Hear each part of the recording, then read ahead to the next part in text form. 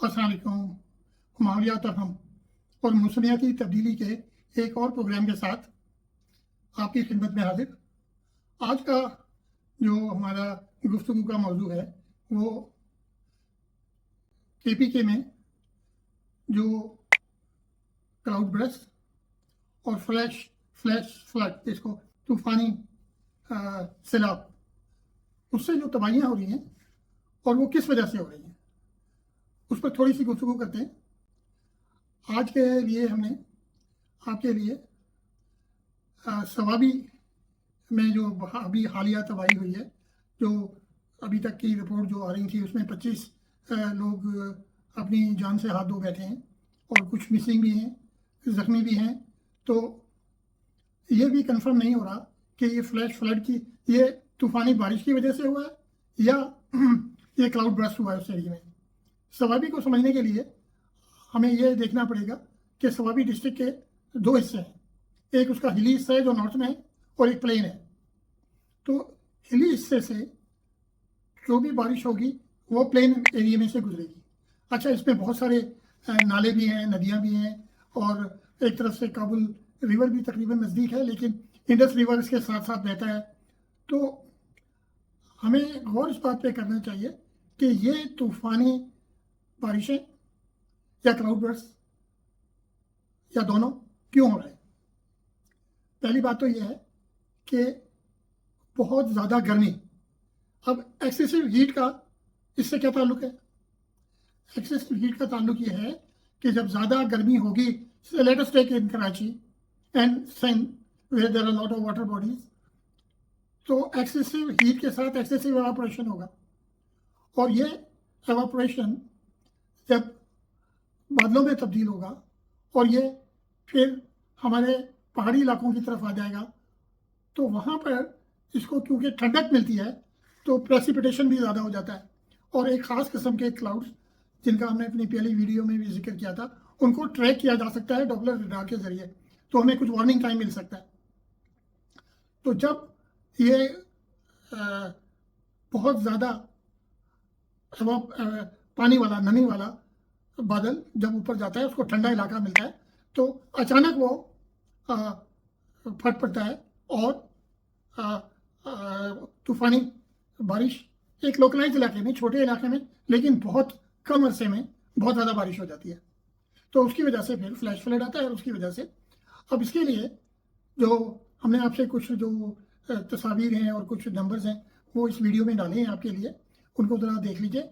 और बेसिक समझने की बात यह है कि क्लाइमेट चेंज में जो जो चीज़ें कंट्रीब्यूट कर रही हैं उनको हम कंट्रोल करें। उसमें इंडस्ट्री है, जो व्हीकल्स हैं हमारी, हम अभी तक यूरो 2 फ्यूल इस्तेमाल करते हैं। उसके बाद हमारा ओपन डंप्स हैं, लैंडफिल्स हैं। अभी रिसेंटली मैं पढ़ रहा था कि गाजीपुर का डंप जो है इंडिया में, वहाँ पर दिन में inside the landfill temperature 70 degree centigrade तक हो जाता है, इसलिए वो दिन में काम ही नहीं कर सकते, वो रात को काम करते हैं वहाँ पर, और रात को भी बड़ी हिफाजतों के साथ, और बहुत सारी बीमारियाँ हो रही हैं लोगों को।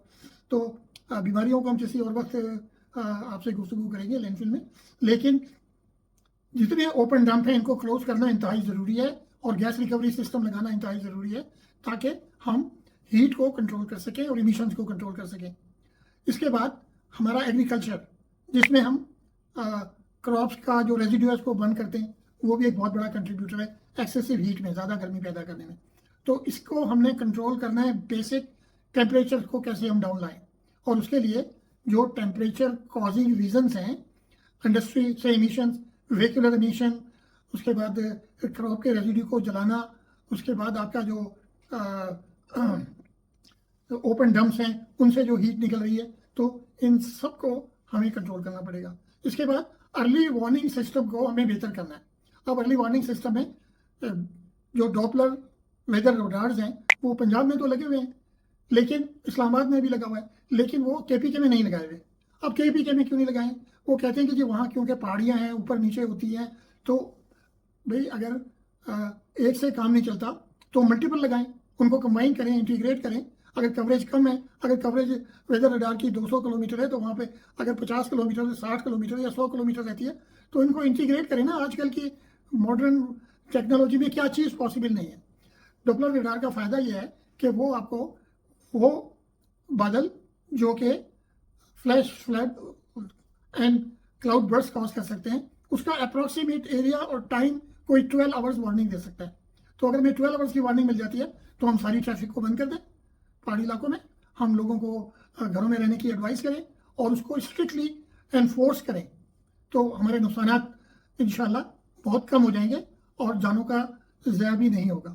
तो इसी होप के साथ और दुआ के साथ और इस कमिटमेंट के साथ कि हम सब लोग शामिल होकर गवर्नमेंट ऑफ के को ये बावर करवाएं कि भाई डॉपलर रडार लगाएं, उतना कॉस्टली तो नहीं होता इंसानी जानों के मुकाबले में, तो कोई ज़्यादा उनकी कॉस्ट नहीं आएगी।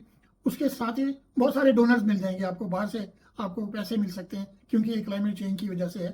तो हम और अगर नहीं मिलता तो हम अपने पास से बजट रेज करें, बजट बढ़ाएं।